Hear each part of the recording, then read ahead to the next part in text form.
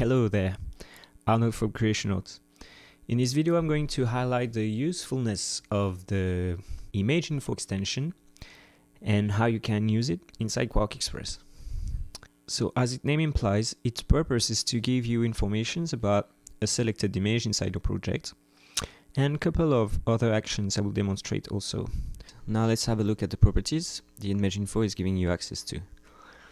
So first you have the name of your image. Next you have its format, the color space that it's used. So here we have RGB color space, the layer it's on. So let's create another layer, call it second layer, and import another image. Okay. So for this image, you can see on the layer properties is displaying second layer. Getting back to the first one. Next, the status, the location of the image, very useful. Its size, the dimensions. As you can see, the dimension of the image is the actual dimension of the file. Actual DPI, which is also the native resolution, whereas effective DPI is the actual resolution that's being displayed. So if you resize your image, you'll see the effective DPI increasing or decreasing depending on what you're doing. And actually you also have access to the scale of your image, the date of the image has been created, the page it's on, and the profile, which is reflecting the profile from the profile information. But it seems that this image doesn't have any profile. Let's see for this one. Yes, this one has Adobe RGB right here. Oh, and I almost forgot to mention, if for some reason you are distorting your image, here I want to change the width,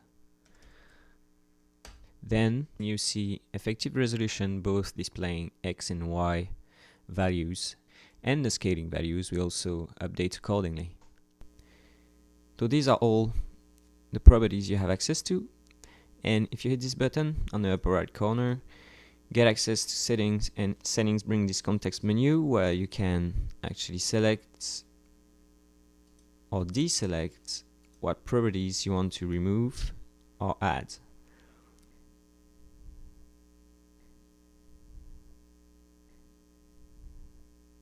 And boom, you have just these three properties displayed, and you can resize the palette. So this way you can save room for other palettes. Okay, so now let's talk about these three buttons up here.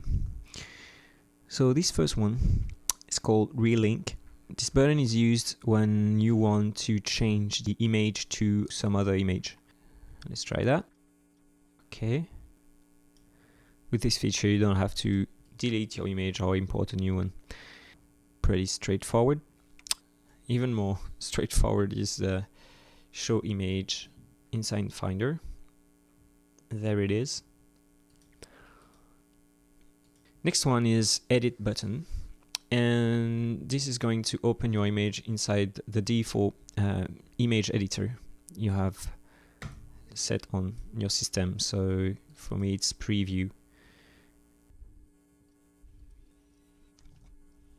Okay, save it.